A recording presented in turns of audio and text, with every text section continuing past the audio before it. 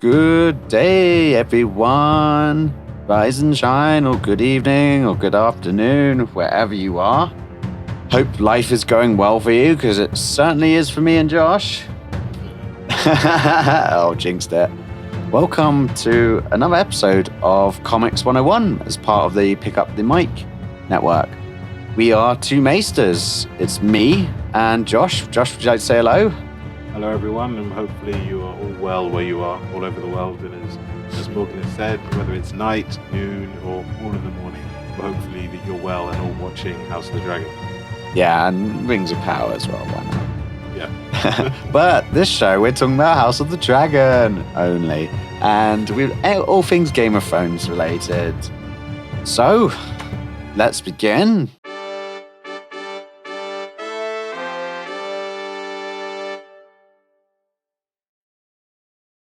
This episode was an interesting one, I've got to say.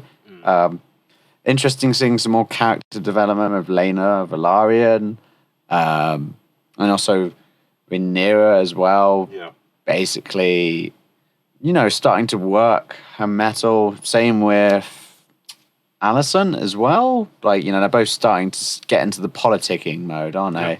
What do you think? Yeah, and I think you start to see the politics and the drama side of the whole TV series. I think, and it's really the thing that I say that Game of Thrones does really well is politics and drama.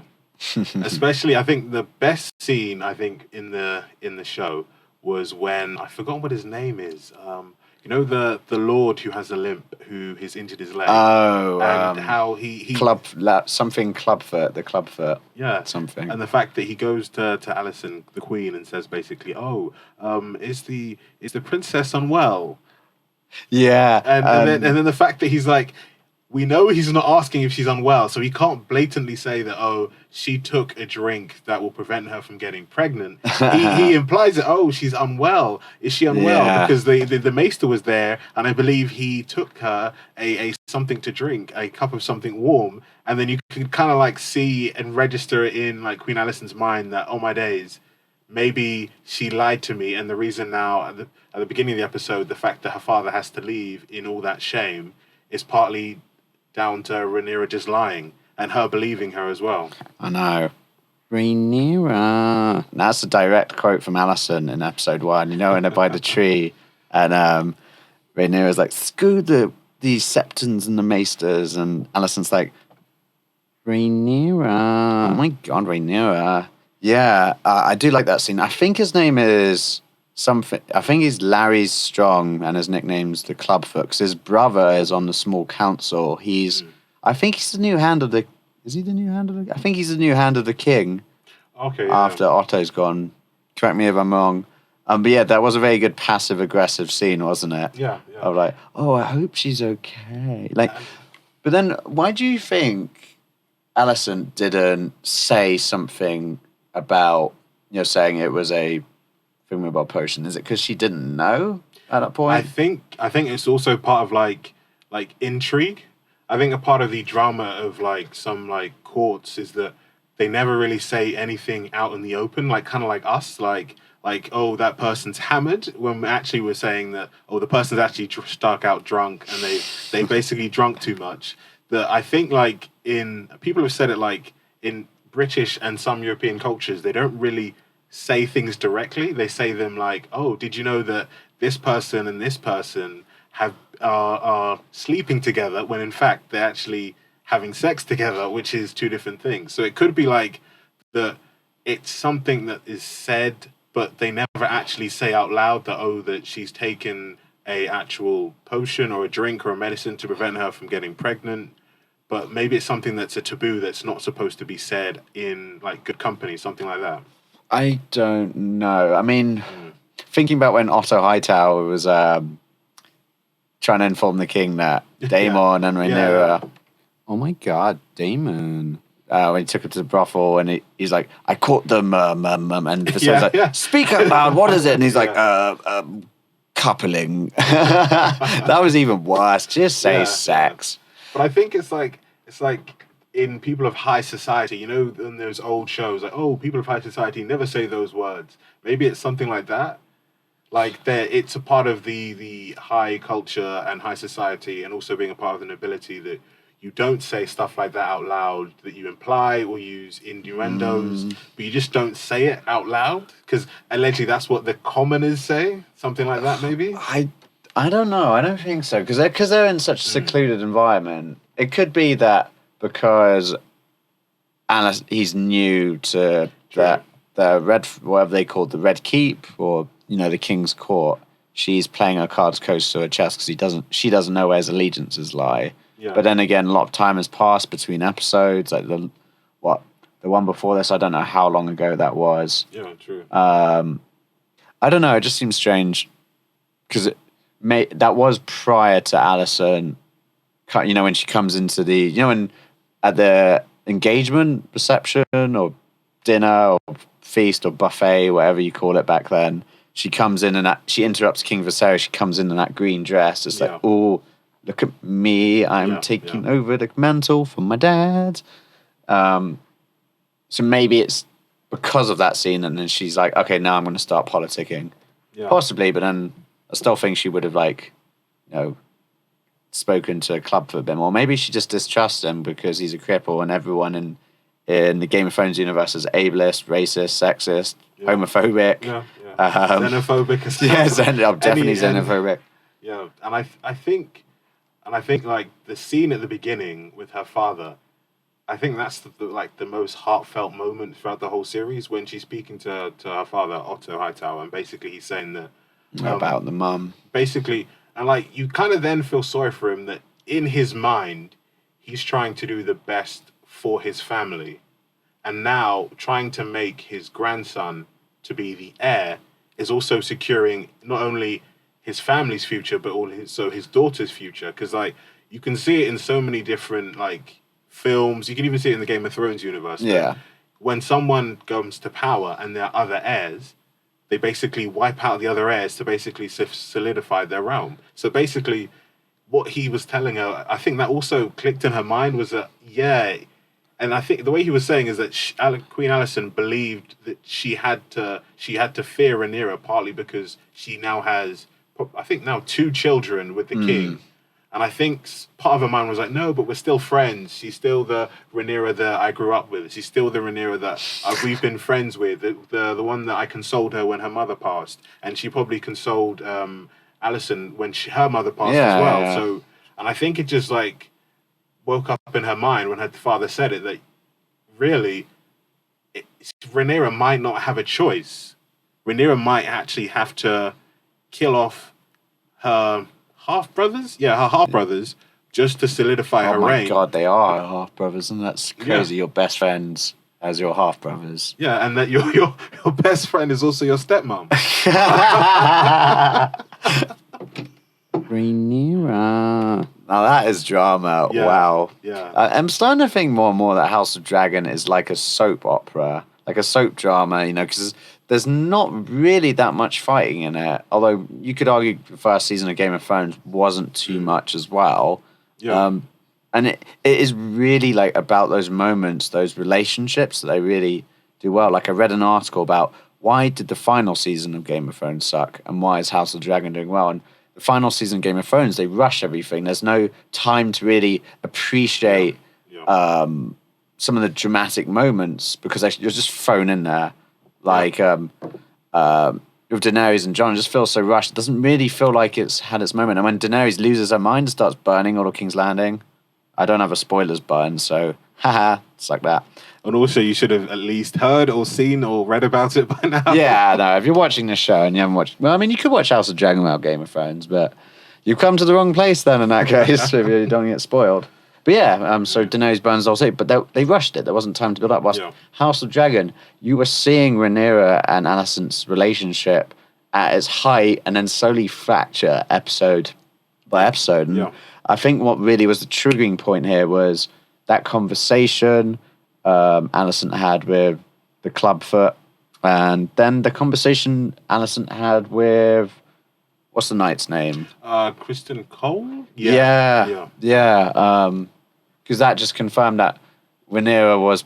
she was lying, but what do you call it? Like a half lie? A white lie? Um, I would say more of like a half lie that she did sleep with someone, but didn't sleep with Daemon. But the issue is now the Queen Alicent thinks, okay, then if she slept with Kristen Cole, then she must have slept with Daemon because that means that she's open to sleeping with men, Yeah. and she's not married and not having an actual relationship with them. So now, probably in her mind, wrongly, she thinks, yeah, she must have slept with Daemon. If they went to a brothel, someone saw them close together. She must have done it. It's like once you discover someone's a liar, you start to doubt everything they say because you put them into that box. Yeah. Also, coming back to Daemon, when Daemon sees his, what was it, bronze, I'm not going to say it because I'll get beeped out, the bronze wife, and they have that lovely touching reunion at the beginning, she mentions that he can't get up or something. So I actually think, we spoke about this last episode? Maybe it was a conversation I had with my brother. We're just talking about when Daemon and Rhaenyra went to that brothel. Oh my God, Daemon. Still can't believe he did that. Was he hesitating? When him and Rhaenyra are kissing, oh gross, incest. Then he stops. I thought, is that self-doubt? Is he having a second change of heart that he doesn't want to do this? Or is it just because he can't get it up? Because that happens with him and Lady Massaria.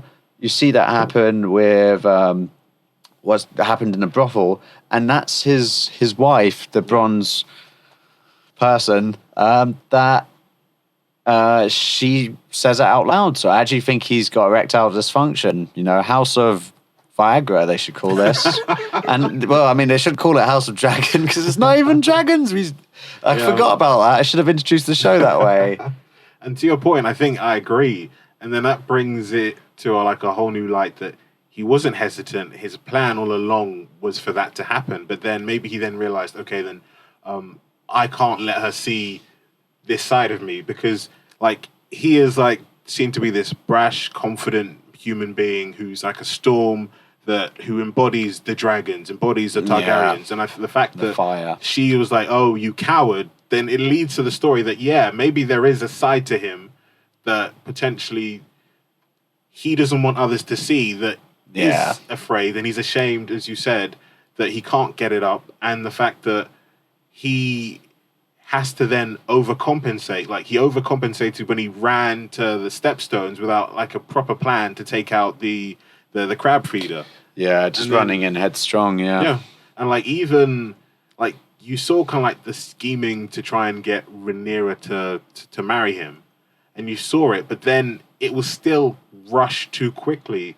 Because if he played it a little bit slower, what Otto did to get his daughter to marry the queen, exactly, he still could have had a chance. If he played the dutiful, brilliant younger brother, his brother might have thought, but you take her to a brothel, yeah, he messed that one up. That's true. He did ruin that, and I've got to say, in this episode, he still was I wouldn't say he was up to his usual tricks. He's a bit more toned down, but when he turns up to dinner and it's all a bit awkward, he sits at the end. They had to bring up a chair for him because obviously he's not expected.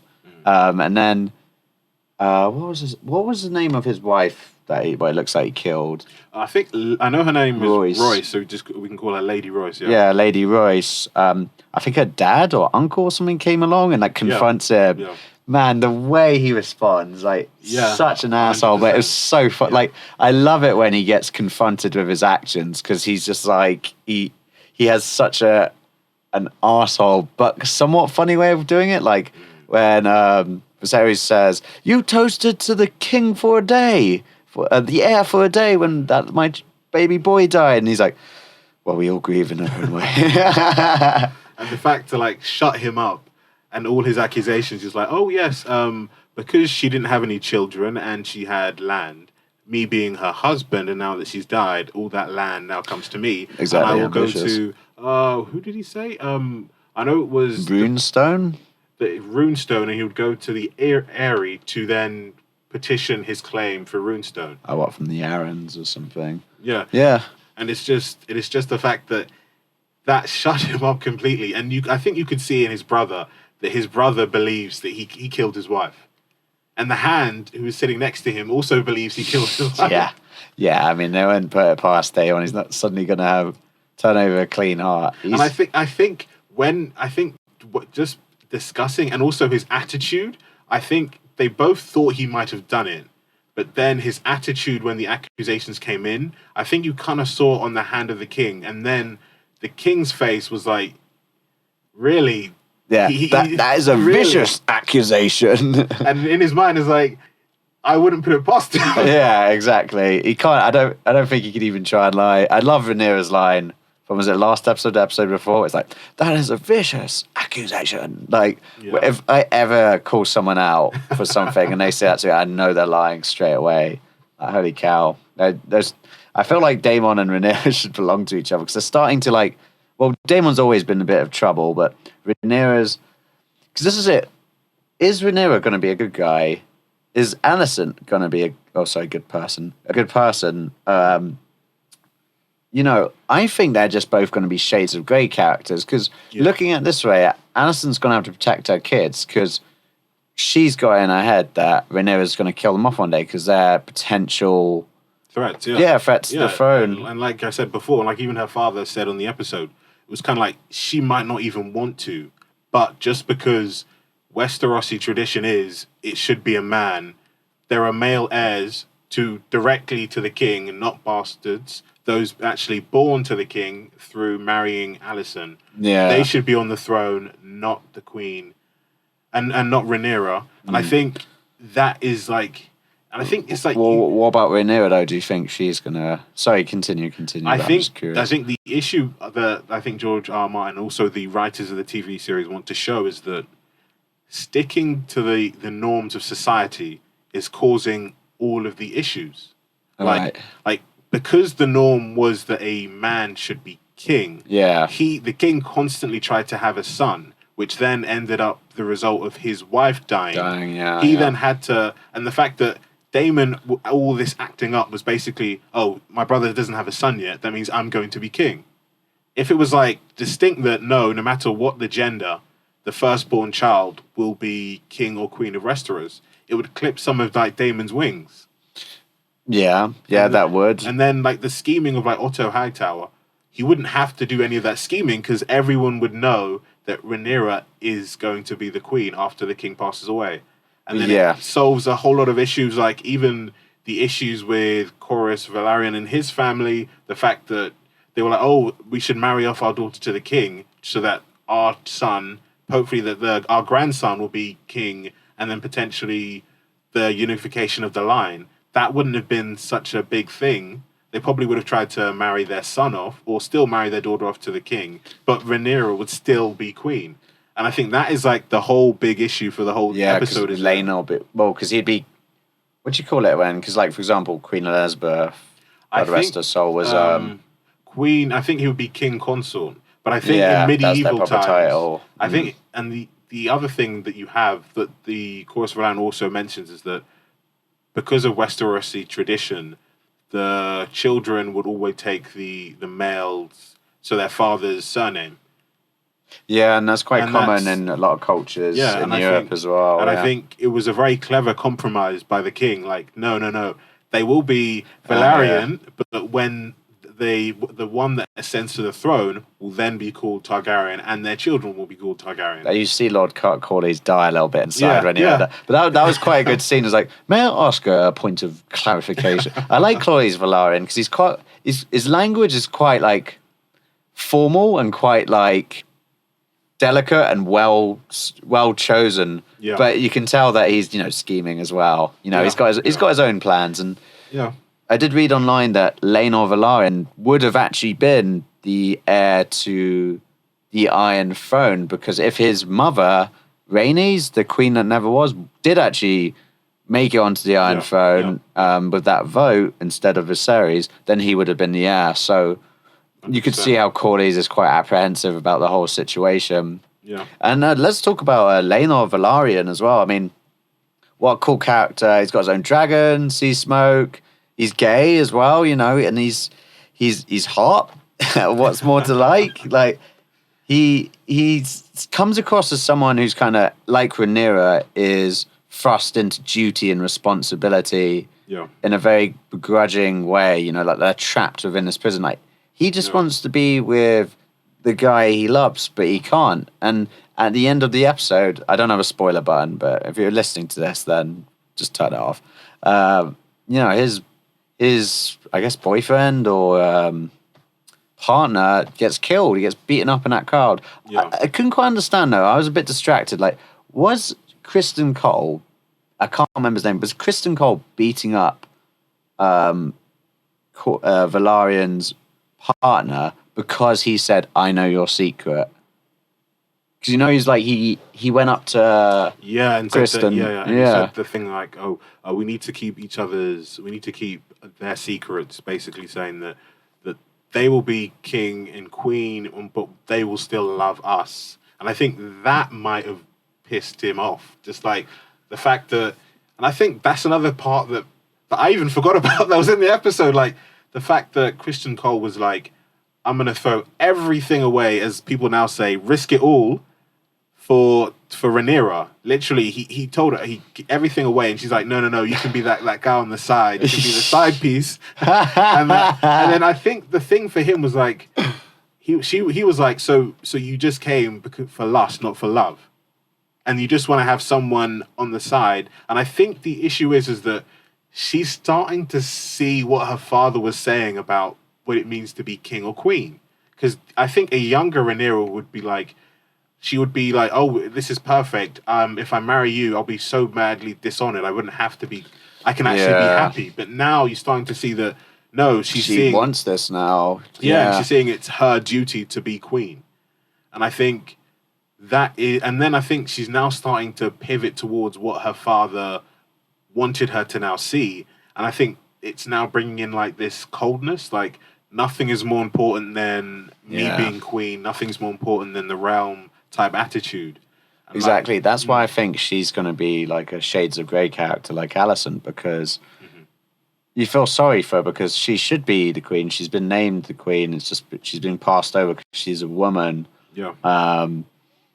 But she will do anything to get it. And again, it's the Game of Thrones. You either win or you die. Like, and you can't be an honorable, loyal, honest man like Ned Stark, because, well, you end up like Ned Stark. You end up getting beheaded. Like even John died because he was an honest man. Yeah, exactly. Trying to do good in a cruel, horrible world. Even I think partly the issue with Stannis was partly that I think the issue with Stannis was that if he just stuck to his morals, I think he would have been fine. I think he then later on was like, for reasons to being a just king, gave up on his morals. Exactly, he burnt his daughter. Yeah. He always was tough but fair. Like the Onion Knight, he chopped off his fingers, even though he saved him in a starvation moment. moment. And knighted him afterwards because of his smuggling during the rebellion against the Targaryens. Yeah, exactly, when he's held up in Storm's End. Where were we? Kristen Cole. Kristen Cole. Yeah, and that scene. What did you think of that whole sort of feast scene? I would say, I think one of the things they're trying to do is make it accurate to what a feast would look like. So, like, from like the pictures you see in like for Tudor times and like during the Renaissance times, it was similar to that. And like sometimes when you have like feasts that they put in films, it's like you have 100 people, you have so much food, you've got food everywhere.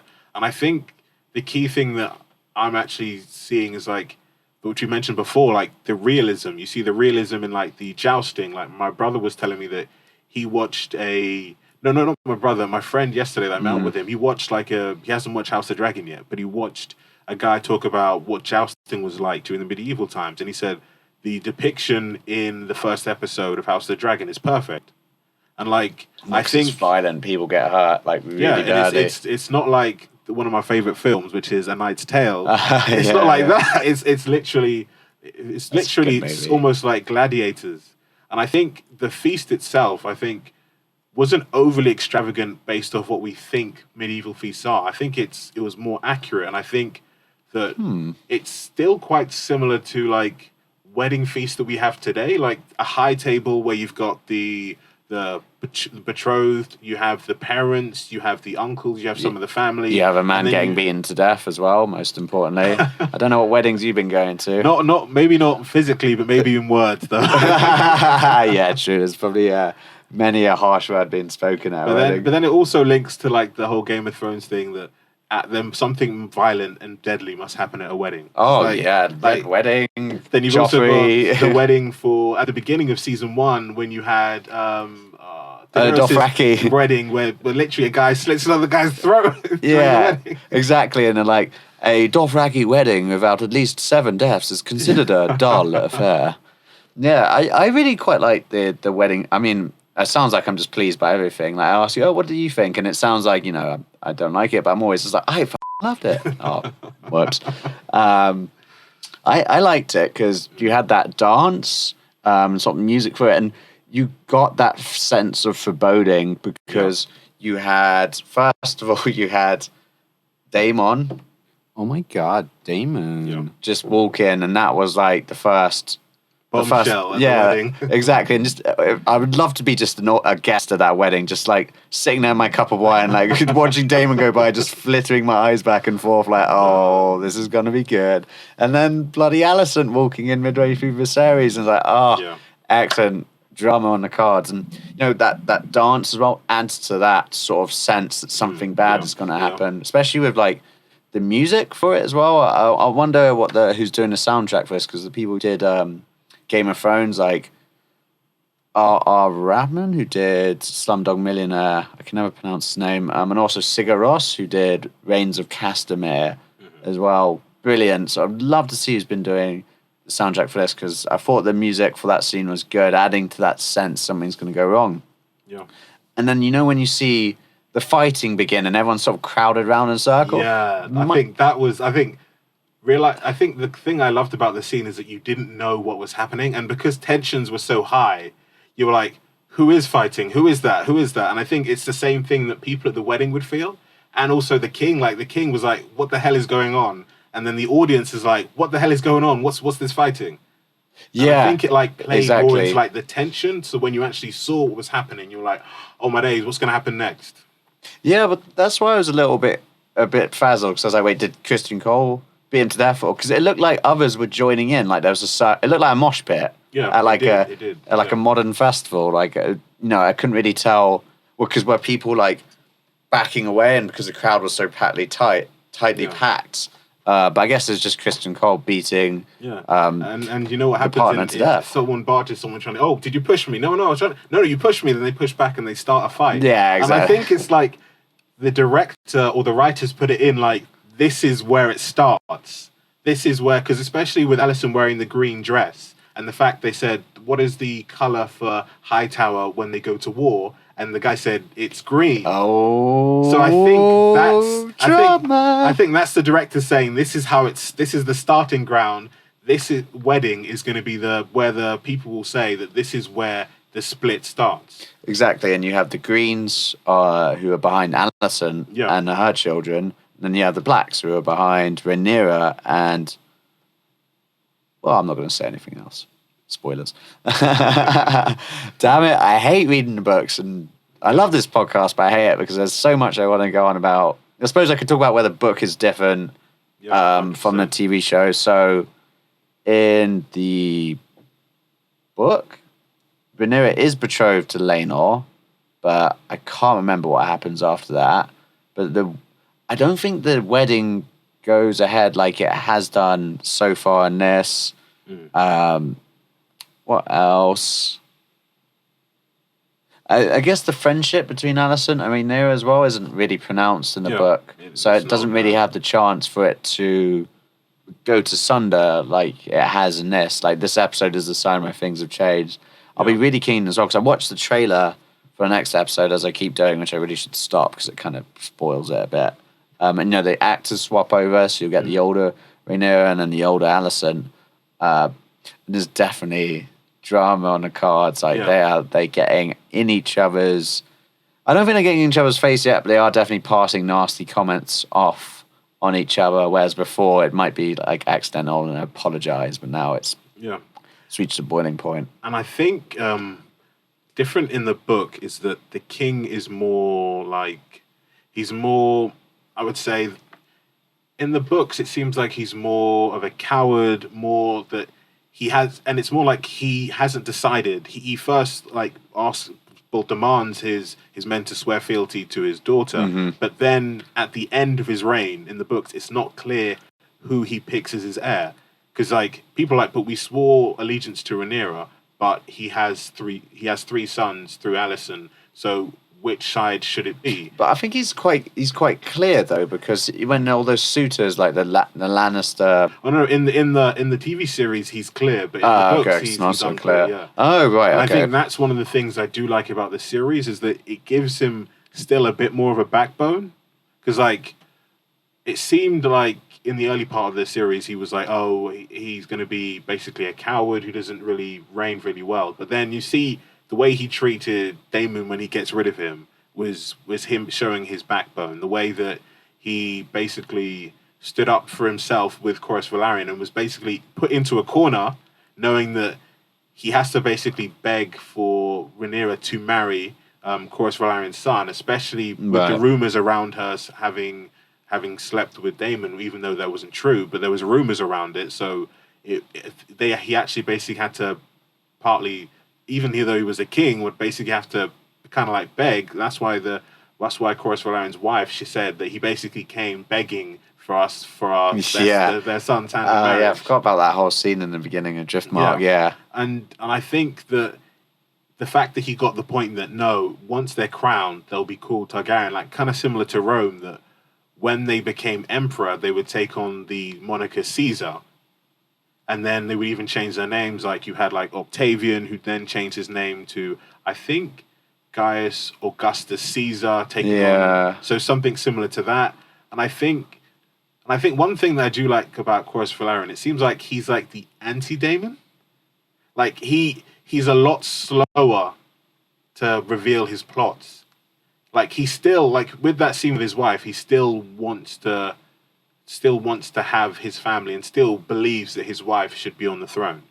And I think, I think their relationship is the only actual relationship between two people that it actually seems like two people who are married, that they actually are happy to be married to each other. Yeah, exactly. There's a great meme I saw from the first episode. You know, they're watching the tourney. They're both sitting there drinking wine, just talking crap about everyone. It's like, this is relationship goals. Yes. Sitting there with your partner, just talking crap about everyone else at the party, you know, drinking wine, comfortable in each other's company. Yeah, they do have quite like what seems like quite a nice, pure relationship in it. Yeah. But then again, you know, there's only so much plot they can reveal. But yeah, it does seem like they get on quite well. And I'd be keen to see in the next episode, with the wedding going ahead, how Rhaenys, I can't pronounce her name right, how she's going to act. Because, you know, that should be her son taking the Iron Throne as king. You know, with this stuff about the Greens and the Blacks, where are actually the Velaryons going to fall into that? Where's Daemon going to fall into that? Because Daemon's technically got his own call to the throne. I mean, he seems so far to be a very selfish man. Yeah.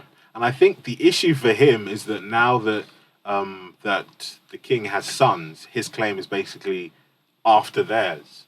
So the way that it works is that it's the reigning king's eldest male child, so the two sons, and then it's him by culture and also by customs.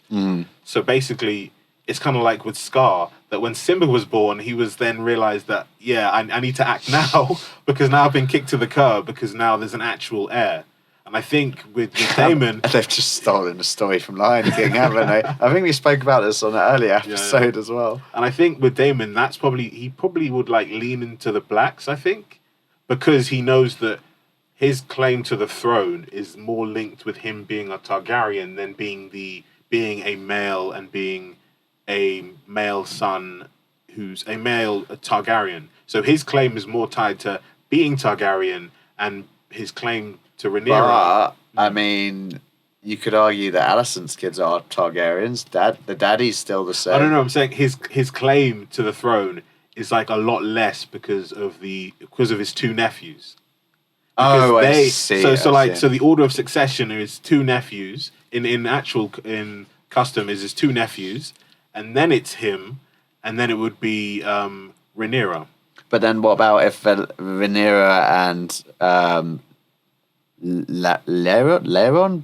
What's the Valarian kid called again? Laenor, I think. Laenor, yeah, Laenor. I've just been saying his name, Ben. I've forgotten. Yeah, what if Laenor and Rhaenyra have a kid? Where's that going to put? He's going to be even further down. And that's the thing that he's thinking. That's why he wanted to rush in and be like, you know what, brother, let me marry Princess Rhaenyra, and then we can strengthen the Targaryen line. Basically saying, let me marry your daughter, so then she's queen and I'm king. That would be too much. What, some crusty old grandpa version of Daemon? Or And the sick thing is, I think I'll stop watching the show if that happens. if you think about it, like, his children would also... So,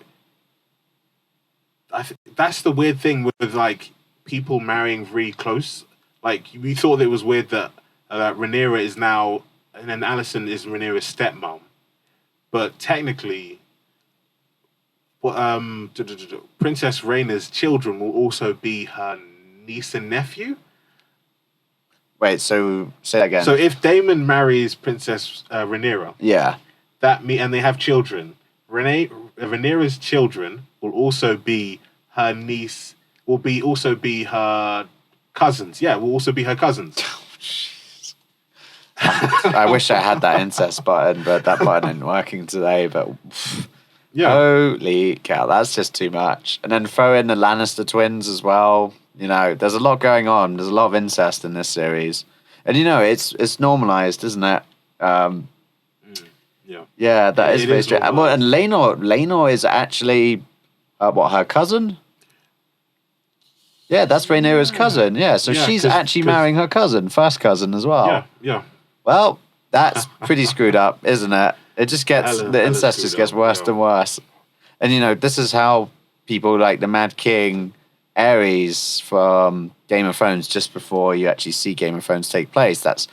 He's crazy. He loses his mind, you know, and why does Viserys' wife Aemma keep having stillborn children and stuff? This is it. It's because when you interbreed, that's what incest does, and it does bad things, you know. And you can even look to real life. What happened there, like in the royal families of Europe, is it haemophilia was fairly common, because the gene pool was shrinking too much, you know. Like World War One was essentially a family beef between King George. Yeah, Queen Victoria's grandchildren. Yeah, exactly. Literally. King Victoria's grandchildren. Kaiser of Germany, Tsar of Russia. And I think I was reading, the sad thing was that the three of them were working to stop the war, but it was like their politicians were like, no, we can't stand for it. We must go to war to show that. So a quick history lesson here for people. Like History Germany wanted to have like an empire similar to Great Britain, because they saw how big the British Empire was, and they were like, why can't we have something similar to that? And I think like recently Germany had been, I think in the 1800s, Germany was split into different parts. You had Prussia, you had states, Bohemia, you had all these different states, which I think Bohemia is now Czech Republic. So now they then had been unified, and then you had the Kaisers, and then what they wanted was like, we want to have an empire similar to like, before. A place in the sun. Yeah, their own place in the sun. They saw France had one. They saw that Italy had one. They saw Great Britain had one. Russia kind of had their huge empire that grew due to like Peter the Great. Yeah. So like all like the Kazakhstans, Turkmenistans, Azerbaijan. Yeah. Were all, so then basically they were like, we should have our own. And I think also like similar to like House of the Dragons was that just tensions were just rising because people were like, I think it was also they didn't understand like how powerful modern technology had come into it. So they didn't realize that trench warfare would be that bad, because a lot of them were like, yes, this war should only take 6 months to a year. Yeah, it'll be over by Christmas. But then it went Same thing we said about COVID. and then it went on for longer. And I think like the main issue you have, similar to House of the Dragon, is like you've got people who are the heads of states, or heads of factions, who actually who know each other and were amicable. But you've got people pushing them to go to war.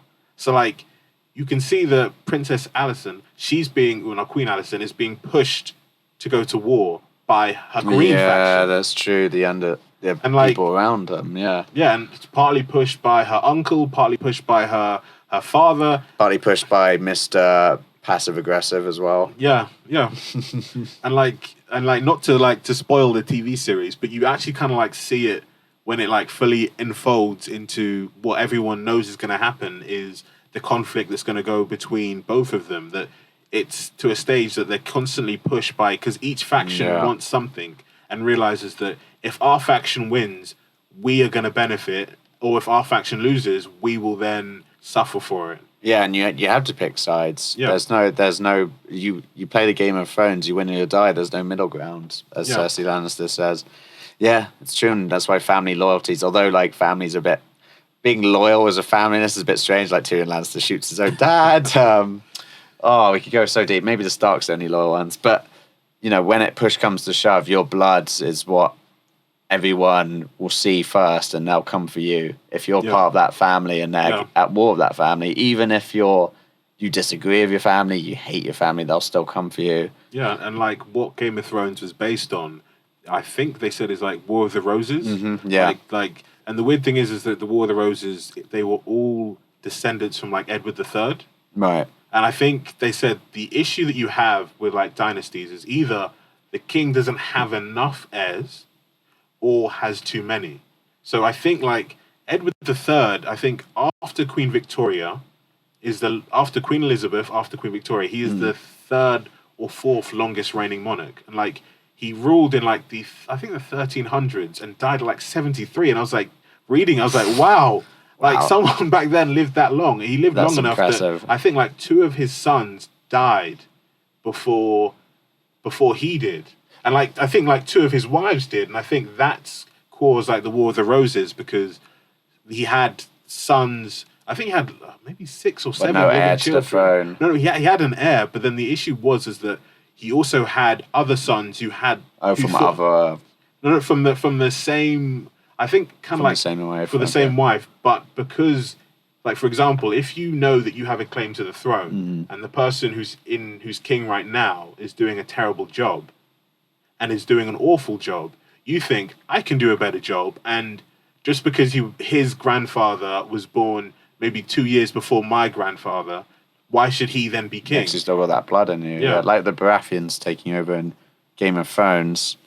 Yeah, and you know what? This is it. This is the problem. Incest has caused the downfall of House Jung. Because in the first episode, it's with King Jaehaerys sitting on the throne. They've just made that decision. He's sitting there all regal, and it's like, but Jaehaerys knew one thing. The only thing that could destroy the House of the Dragon was itself. And it's exactly incest. Because if they had been marrying out, they wouldn't have all these problems with stillbirths.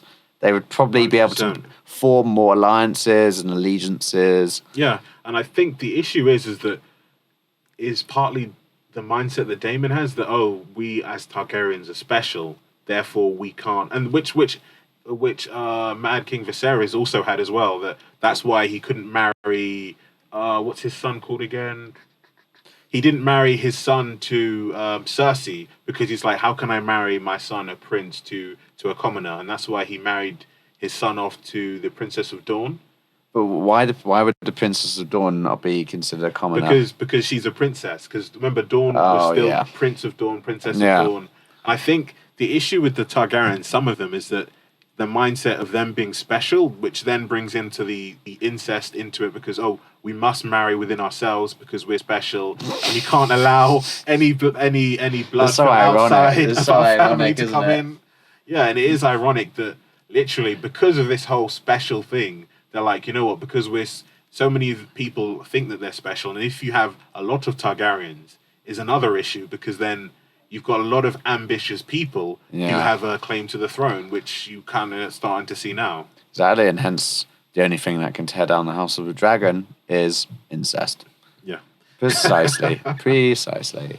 And the Maester tried to warn Aegon the Conqueror, but he wouldn't listen.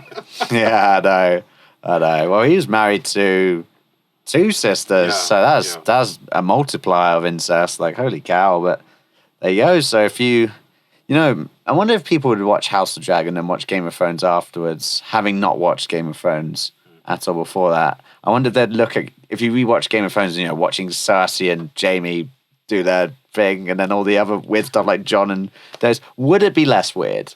Would they have been so desensitized to it? Because let's face it, House of Dragon, it's not really even mentioned. It's not pointed out, apart from when Alicent's like, Targaryens have weird customs. Yeah.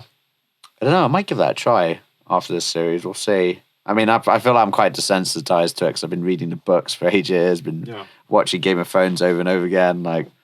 Well, I think that's all we got time for today. We've had plenty of talk of violence, incest, not so much of dragons, or should I say wyverns. But from now on, we will be referring to the show as House of Wyverns because it's not scientifically accurate. But we'll let them off because that's the spirit of the times. They didn't know any better at the time. Yeah, they certainly didn't. What a horrible, violent society. So, thank you, viewers, for tuning in. If you want to click subscribe or a like, that's always appreciated. And if you want to donate to our Patreon, be more than humbly appreciated. If you donate and write in and let me know, I will sing a song for you. Any song you want, I'll sing it live on air. Yep, that's going to come back to haunt me. Josh, anything you want to say? Any last things before we go? Maybe just one last thing, that with the, as you mentioned, like the characters swap back, and then you've got the older actors. Do you think they will actually ever do like a flashback? Because I think it would be clever, for example, like they could do flashbacks, so therefore they can still keep the younger actresses in the TV series. And I think that another thing with the actors being switched, when is the king going to die? Because we all know that he's ill. We all know that, especially when I saw him like in that, was it a bathtub? And looked like he was almost about to like die. Oh yeah, well, he's coughing a lot in this episode, wasn't he? And I was like before, and it was just before the wedding, that scene. I was saying, is he going to? And I thought when they were ringing the bells, I was like, are they ringing the bells because he's died? And I was thinking, is that the reason? But then I was like, oh no, it's not. It's the wedding. So I'm thinking that at least maybe in the next episode, at the end, they might just do like a huge cliffhanger that the king actually dies at the end, and then starts the whole succession crisis. That is a major spoiler. If you've given out a big spoiler there, I mean, but he's certainly not looking well. Yeah, I just can't get the image out of my head of when he's having sex with Alicent, and you see his back, and he's got all those like, I don't know what you call them, like leprosy infections or something. But oh god, I was eating a piece of chicken the other day, and the seasoning like it sat on it in patches, and just remind me of Viserys. Just everywhere I look, I can't forget about it. Yeah, I'd be keen to see. Yeah, well, fingers crossed. Hopefully next episode will be a bombshell. Say goodbye to these two wonderful actors we had playing Alicent and Rhaenyra, and let's see what happens with the new ones. I'm quite excited. The talent pool has been very good so far.